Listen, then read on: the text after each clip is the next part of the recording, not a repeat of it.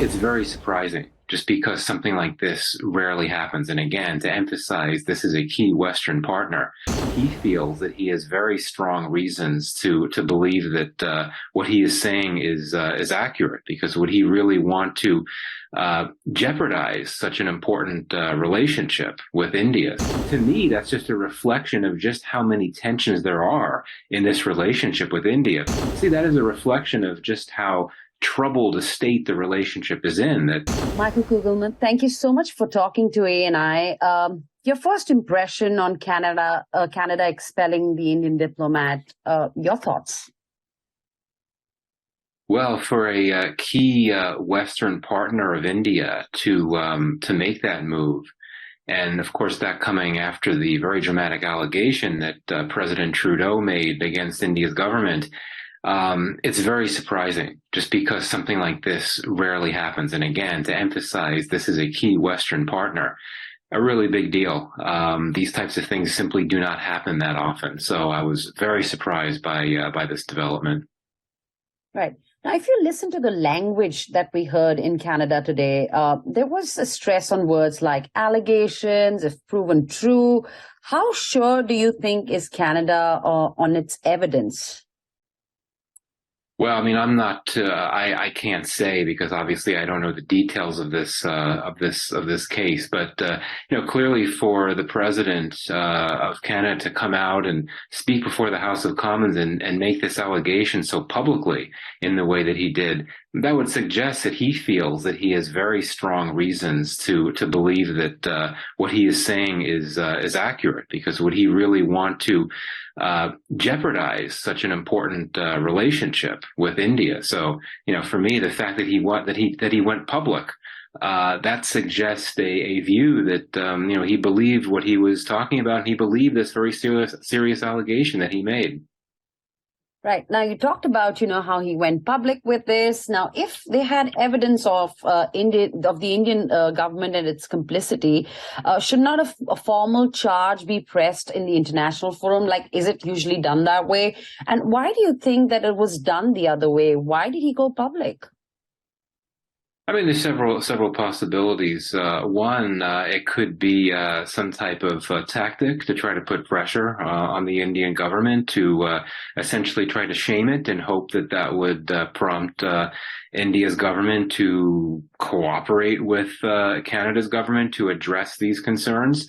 But I also, quite frankly, see that the fact that the Canada's government went so public about this and didn't do it quietly at all, to me, that's just a reflection of just how many tensions there are in this relationship with India. Perhaps if the relationship were not so fraught because of these issues that have been playing out for a number of months, maybe in that case the government in Canada may have been a bit more discreet about this. But I see the fact that it went public and did this so loudly, so to speak.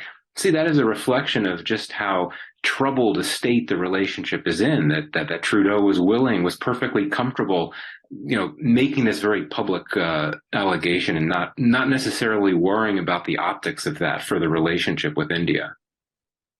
Now, you talked about this relationship and the troubles that is between the two countries in terms of its relationship. Do you agree that this is about diaspora politics in Canada more than it being just issues with India?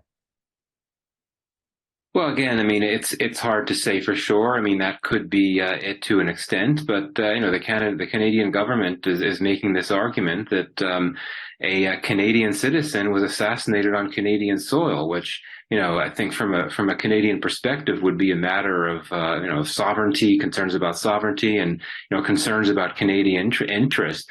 And also, I'd point out the fact that after President Trudeau and his government made these allegations, and after the Indian diplomat was expelled, you had members of the opposition in Canada coming out supporting these moves that Canada's government had made. So that suggests to me a level of political unity around this case, suggesting that it wasn't necessarily just about politics at the end of the day, from a Canadian perspective.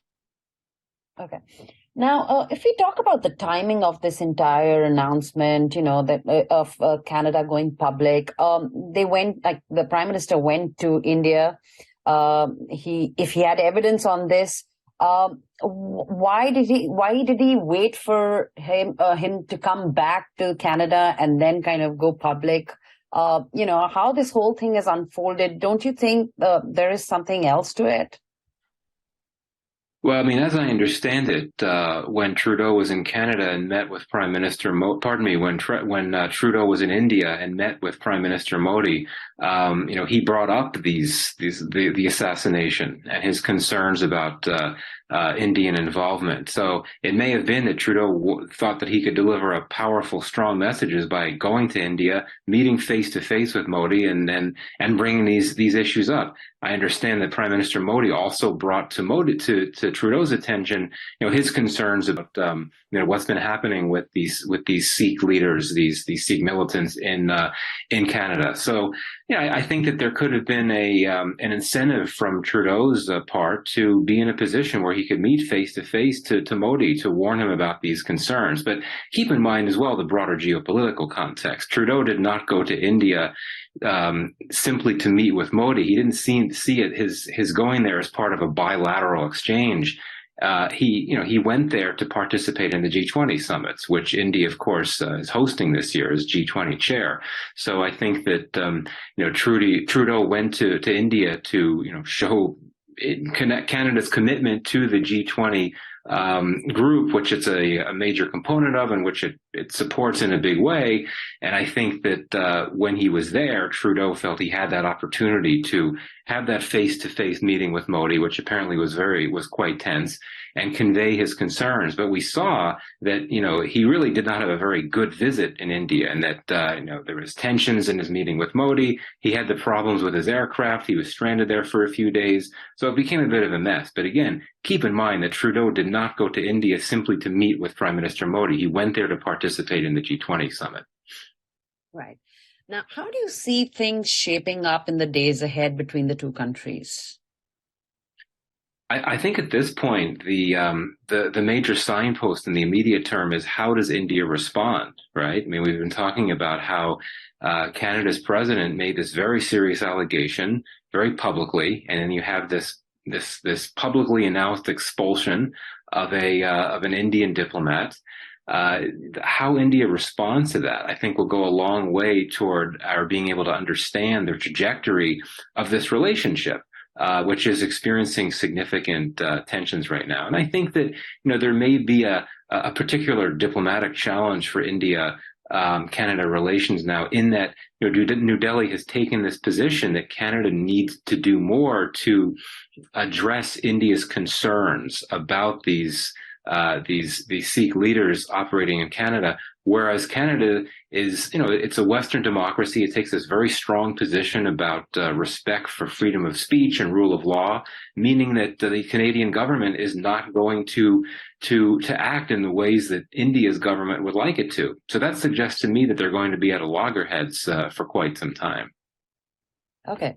And where do you see the U.S. stand on this? Do you see Washington supporting a NATO ally, or India, the strategic partner? It's certainly a tough spot that Washington finds itself in, though I would think that the U.S. government will likely react by really doing nothing at all, staying quiet, which is probably a wise decision. I mean, this whole thing is a very sensitive matter, for sure, for both countries, Canada and India. And I think at the same time, the U.S. would view this really as a bilateral matter for Canada to work out with India, just like when we've had these other cases of tensions that India has had with some of these Western countries where there have been incidents of Sikh demonstrations and so on, the UK, Australia, and so on. I think that the U.S. again sees those as issues to be worked out bilaterally between India and those other countries.